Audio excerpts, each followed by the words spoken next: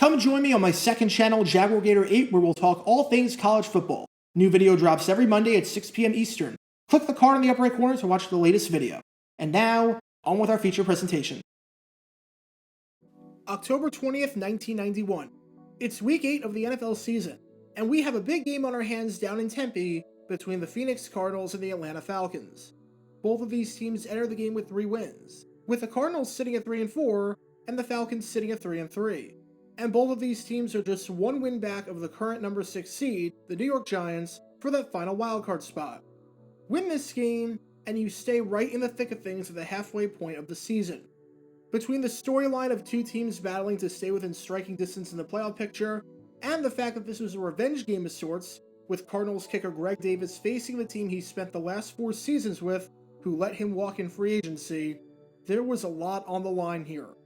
And when all was said and done, when the final whistle sounded, it was the Phoenix Cardinals who emerged from this game victorious, taking it by a final score of 16-10. Greg Davis got revenge on his old team by hitting 3 field goals, including 2 long ones in the second half from 49 yards out and 51 yards out. The Cards dominated in the second half, as after trailing 10-3 at the halftime break, they outscored the Falcons 13-0 the rest of the way, shutting them out over the final 30 minutes. And the defense really came to play, as Falcons quarterback Chris Miller went just 13 for 35, completing 37% of his passes while throwing 4 interceptions, getting sacked twice, and posting a passer rating of 29.2, which is worse than if he did nothing but spike the ball into the ground on every single play. As a side note, I talked about this game in a previous video of mine, and how afterwards, Falcons head coach Jerry Glanville blamed the loss on all things of poor hotel accommodations, because the hotel his team stayed at was too big. If you want to learn more about that, click the card in the upper right corner. It was a great win for the Cards, who positioned themselves nicely at the halfway point of the year. And for the 29,804 fans in attendance, many of whom were rooting for their hometown Cardinals, they left feeling thrilled about their team's performance. But what you might not know is that it was supposed to be 29,805 fans in attendance, because one fan was supposed to be at the game, but then requested and successfully got a refund for one of the weirdest and arguably stupidest reasons imaginable.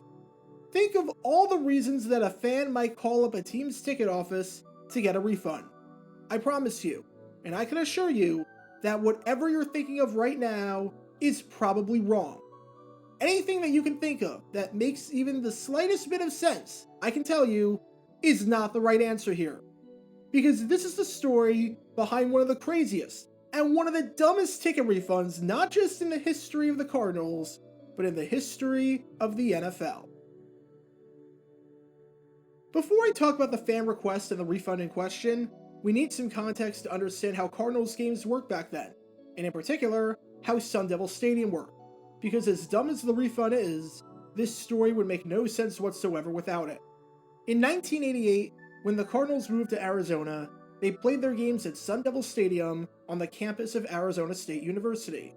This arrangement posed many problems, from the fact that the Cards were not the primary tenant, to the fact that the stadium was nothing but bleacher seats and therefore lacked the amenities that other league venues had, to the fact that the stadium was an outdoor stadium with no shade protection in the middle of the desert, making it an absolutely painful experience for fans to attend a game in the middle of the afternoon over the first 2 months of the season. But perhaps the biggest problem, of the many problems with this arrangement, was the alcohol policy. Entering 1991, there were 27 stadiums in the NFL, or 28 if we count the Green Bay Packers as having 2 stadiums, since they split their season between Green Bay and Milwaukee, and you can learn more about that arrangement by clicking the card in the upper right corner. Of the stadiums, 27 of them sold alcohol. One of them was a completely dry venue, and that was Sun Devil Stadium. Because Sun Devil Stadium was an ASU venue, the alcohol policy was determined by the liquor board for the state and the Board of Regents, and their policy was that with the exception of skyboxes, the venue had to be completely dry. Now you would think that owner Bill Bidwell would want to overturn this policy, and that he would have been fighting tooth and nail to have alcohol sales, because generally, fans are more likely to go to a game if they can drink. Plus, if you can sell alcohol, which is the #1 moneymaker for concessions at a football game, you can make more money. However, Bidwell was completely in favor of the policy in place at Sun Devil Stadium, and had no qualms with fans not being able to drink alcohol at the game. Mark Mazzy, the state liquor superintendent for the state of Arizona, said on trying to get Bidwell to change his mind that he'll be a tough nut to crack. As Mazzy said, "I talked to him one day, and the impression I got was that he wasn't too willing to entertain any sort of alcohol at all in the stands. He's still adamant about keeping the family atmosphere there." On one hand, Bidwell's stance is kinda ridiculous, because you can't say that you want a family atmosphere when the average family can't even afford to go to your game, because the Cards, despite being a bad team and despite drawing low crowds, had an average ticket price of $37, which was by far the highest in the league. Adjusted for inflation, that's over $82 per ticket. But on the other hand, I kinda get where Bidwell was coming from, and I'm sure a lot of people did too. Fan violence in the stands was a major problem around the turn of the decade. In 1990, the Los Angeles Raiders banned beer for one of their games after an incident earlier in the season where a Pittsburgh Steelers fan wearing a Bubby Brister jersey was pummeled and beaten into a pulp and had to be taken to ICU. I talked about that over 2 years ago, so if you want to learn more about that, click the card in the upper right corner. In 1989, the Philadelphia Eagles banned beer for their final game of the season after, in an earlier game against the Dallas Cowboys, a bunch of fans threw snowballs onto the field. And teams were starting to cut beer sales off before the end of the game, whether it be the end of the third quarter, halftime, or in the dog pound at Cleveland Municipal Stadium as early as the second quarter. The studies show that when you don't have beer sales, violence goes down, and crowd behavior improves, which makes a ton of sense for obvious reasons. Having said that, there was something that I said earlier in passing that may have caught your attention, or you may have missed it entirely, but is completely relevant to this beer ban at Sun Devil Stadium. Because I said that it was a dry stadium with the exception of the skyboxes. If you were in the stands, you couldn't have a sip of alcohol, but if you were in the luxury seats, you could drink whatever you wanted to. This meant that hypothetically, Bidwell could drink whatever he wanted to. Any state officials attending the game, they could drink whatever they wanted to. If you're in the stands after already paying the highest prices for any NFL team, tough luck.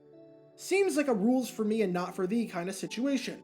Which on one hand I get, because if you're in a skybox, you're not going to be surrounded by strangers. You're going to be surrounded by people you know. It's easier for security to have control over a designated space if things go wrong, versus an entire few sections of a stadium, and it's likely that everyone's rooting for the same team, so tempers won't flare like they could in the stands when you have two sets of fans going at it.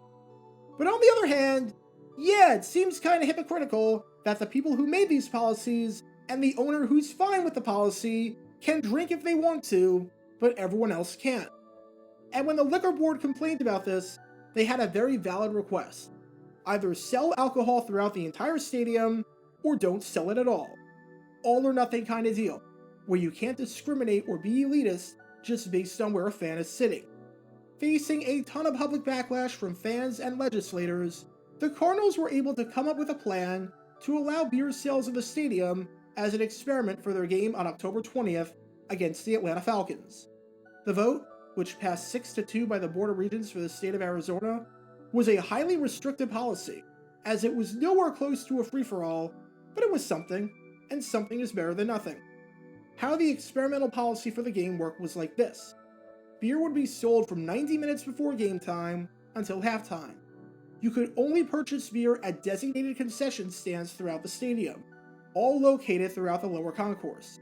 Once you bought the beer, you had to go to the beer garden in the northeast corner of the stadium to drink it. You could not bring it to your seats, and you could not drink it in the concourse.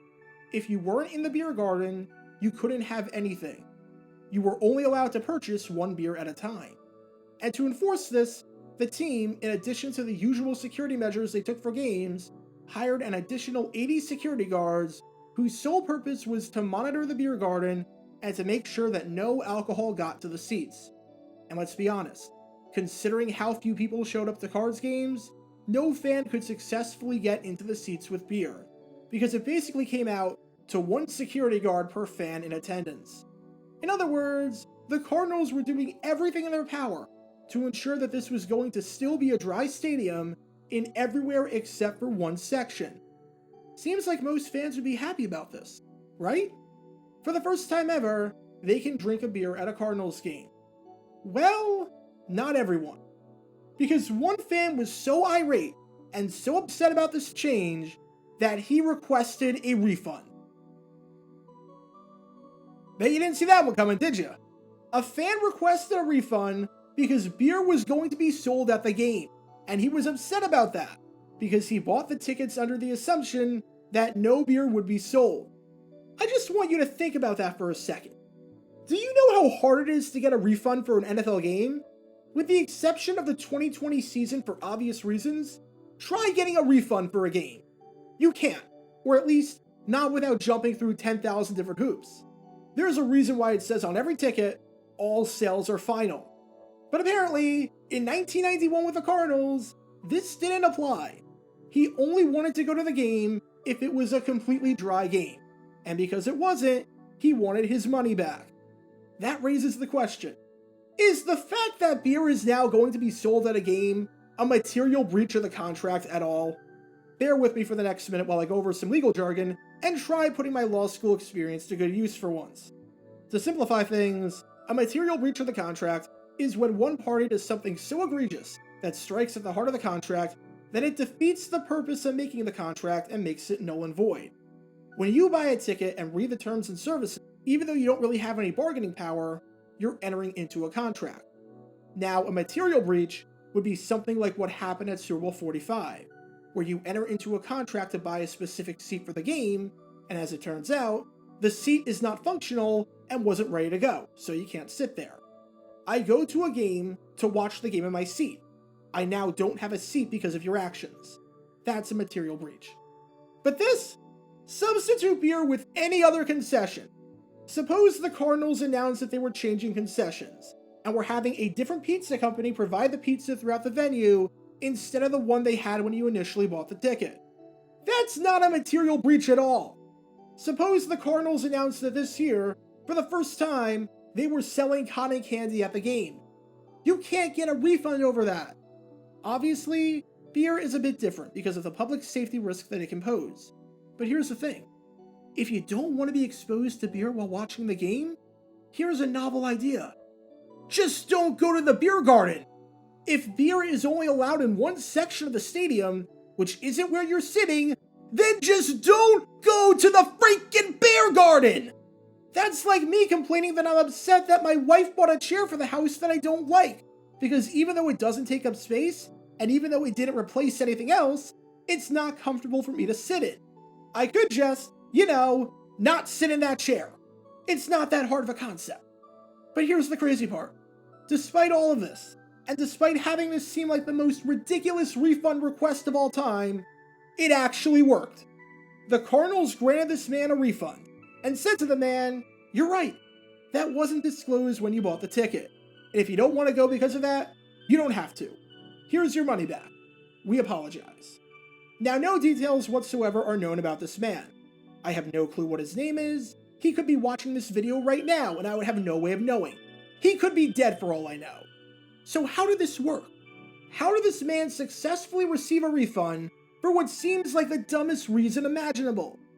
Well, turns out, the man had all the bargaining power. The team almost had no bargaining power here. You see, the man was a season ticket holder, and the Cardinals were just dying for any fans, because they were struggling to get anyone to come to the games. On September 12, 1988, the Cardinals played their first game ever in Arizona, playing the Dallas Cowboys on Monday Night Football in a nationally televised game. You had the first game ever. You had the Cards going up against the most popular team in the country with the largest fan base in the country, and you had the prestige of Monday Night Football. That game didn't even sell out. There were 5,000 unsold tickets that were bought by a local TV station just to prevent a blackout from happening. And turns out, that was the only home game ever shown in Arizona at the time, because entering this Falcons game in 1991, the Cards had 26 consecutive games blacked out, making it by far the longest active home blackout streak in the league. And it wasn't like they were even close on selling out for any games not against the Cowboys. In their most recent home game, a 24-10 victory against the New England Patriots, a mere 26,043 people showed up. Presumably, as a season ticket holder, that fan was one of them. In other words, the Cards didn't have a lot of fans. And when this season ticket holder, of which you maybe have 10 of at this point, calls up and requests a refund for the game, are you going to say no? You either lose his business for that game, or you lose his business forever. The risk-reward just isn't worth it. In all honesty, if you were a season ticket holder back then, when barely 20,000 people were showing up to the games, you probably could have called and said you couldn't go to the game for literally any reason under the sun, and they would have given you a refund to not risk losing your business in the future. If this same exact fact pattern happened with the Giants or the Steelers or the Packers, where the games were sold out and where fans were dying to get in, fat chance you could get a refund.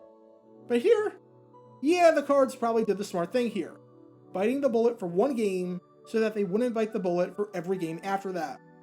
But I still think that this has to be, without a doubt, the craziest refund in the history of the NFL, and I can't think of anything else that could top it. The fact that a fan was upset that the team was selling beer instead of the reverse is nuts.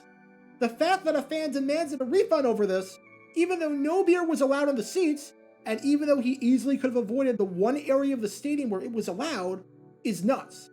And the fact that the team actually gave him a refund is nuts. Everything about this whole situation is bizarre.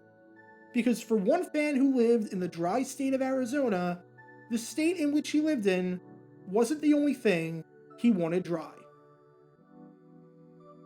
Get your official Jaguar Gator 9 merchandise by going to jg9shop.com, and be sure to like this video, ring the notification bell, and subscribe down below if you haven't already, as it helps the channel out a lot. And be sure to check out Twitch every Wednesday night at 9 p.m. Eastern for your chance to play NFL trivia and win cash prizes. Link in the description below. If you want to see videos like this condensed down to 60 seconds, then follow me on TikTok at Jaguar Gator 9.